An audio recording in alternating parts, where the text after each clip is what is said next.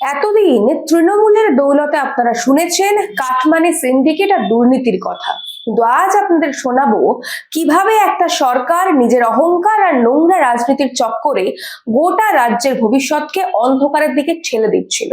হ্যাঁ, ঠিকই শুনেছেন, আমাদের উত্তর চব্বিশ পরগনার অশোকনগরের মাটির নিচে লুকিয়ে আছে তরল সোনা, প্রাকৃতিক তেল এবং গ্যাস। কিন্তু জানেন কি, স্রেফ মমতা বন্দ্যোপাধ্যায় আর তার তৃণমূল সরকারের লাল ফিতের ফাঁস আর অসহযোগিতার জন্য বছরের পর বছর আটকে ছিল এই স্বপ্নের প্রকল্প। এখন সেখান থেকে জুলাই মাসেই উঠবে তরল সোনা, বদলে যাবে রাজ্যের ভাগ্য। কিভাবে বদলাবে, কি কি হবে অশোকনগর অয়েল ফিল্ডকে কেন্দ্র করে, বলবো আজ সবটা, শেষ পর্যন্ত সঙ্গে থাকবেন। নমস্কার, আমি স্বাতী, মাধ্যম ইউটিউব চ্যানেলের আরো একটি ভিডিওতে আপনাদের স্বাগত জানাই। এখন আমি একটু ব্যাকগ্রাউন্ডটা বলি, সেটা আপনারা একটু বুঝুন। উত্তর চব্বিশ পরগনার অশোকনগরের ওএনজিসি প্রকল্পে যে খনিজ তেল আর প্রাকৃতিক গ্যাসের ভান্ডার আছে, সেটা কিন্তু আজকের আবিষ্কার নয়। 2018 সাল থেকেই সেখানে কাজ শুরু হয়েছিল। বিশেষজ্ঞরা বলছেন এই প্রকল্প পুরোপুরি চালু হলে অশোকনগর শুধু আমাদের রাজ্য নয়, গোটা দেশের মানচিত্রে একটা গুরুত্বপূর্ণ জায়গা করে নেবে। যদি বাণিজ্যিক ভাবে এতদিনে তেল ওঠা শুরু হতো, তাহলে ভাবুন কত যুবক যুবতীর চাকরি হতো, কত ব্যবসা বাড়তো বলুন তো। কিন্তু তৃণমূল সরকারের নীতি কি? রাজ্যে শিল্প আনা নয়, শিল্প তাড়ানো।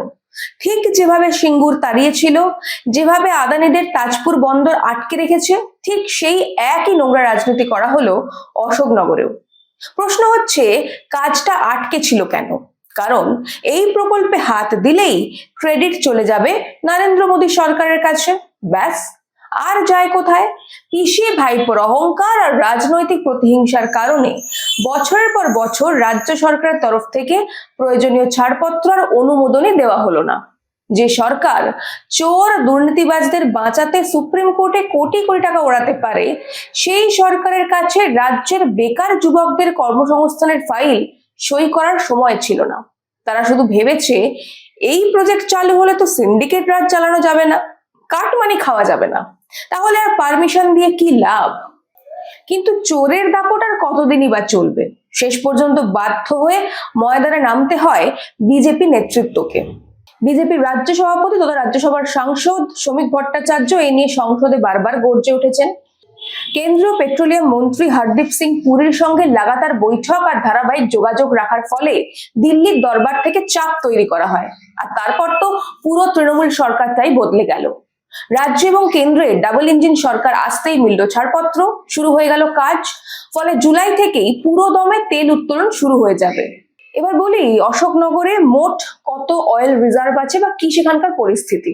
অশোকনগরে এই পর্যন্ত মোট 7টি কূপ খনন করা হয়েছে। প্রথম পর্যায়ে বাইগাছি কেন্দ্রের একটি কূপ থেকে জুলাই মাসের শেষ দিকে তেল উৎপাদন শুরু করার লক্ষ্যমাত্রা নেওয়া হয়েছে।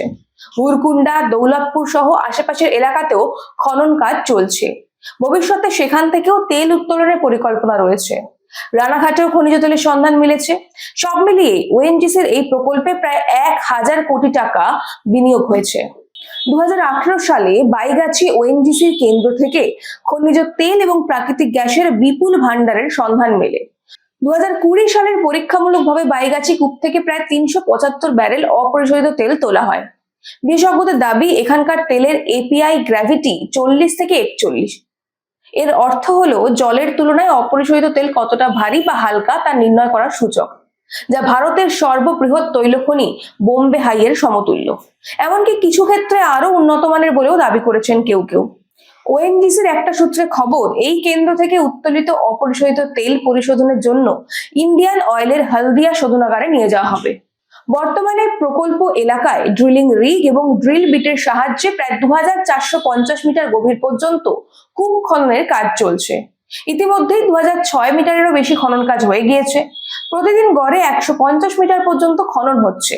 তেল উত্তোলন শুরু হলে কূপ থেকে নিয়মিত তেল তুলতে পাম্প জ্যাক ব্যবহার করা হবে। এছাড়া আরো অত্যাধুনিক মেশিন নিয়ে আসা হবে। এখন 2টি শিফটে শতাধিক কর্মী কাজ করছেন অশোকনগরে। বন্ধুরা, এবার আপনারাই ঠান্ডা মাথায় বিচার করুন। যারা কথায় কথায় বাংলার বঞ্চনা বলে চিৎকার করে গলা ফাটাতো, তারাই এতদিন বাংলার যুবকদের পেটে লাথি মারার নিখুঁত ব্যবস্থা করে রেখেছিল। মমতা ব্যানার্জির সরকার স্রেফ রাজনৈতিক প্রতিহিংসার কারণে যে সোনার খনিকে মাটির নিচে চাপা দিয়ে রেখেছিল, আজ বাংলায় বিজেপি সরকার আসতেই সেই তরল সোনা মাটির উপরে উঠে আসতে চলেছে। ডবল ইঞ্জিন সরকারের জোর কাকে বলে, বাংলা এবার তা হাতে নাতে দেখবে। এই চরম সত্যিটা বাংলার ঘরে ঘরে পৌঁছানো দরকার। নতুন সরকারের এই ঐতিহাসিক পদক্ষেপ আপনাদের কেমন লাগছে জানান আমাদের কমেন্ট করুন। আজ এই পর্যন্তই, দেখা হবে পরের একটি ভিডিওতে। ততক্ষণ পর্যন্ত সঙ্গে থাকুন, দেখতে থাকুন মাধ্যম।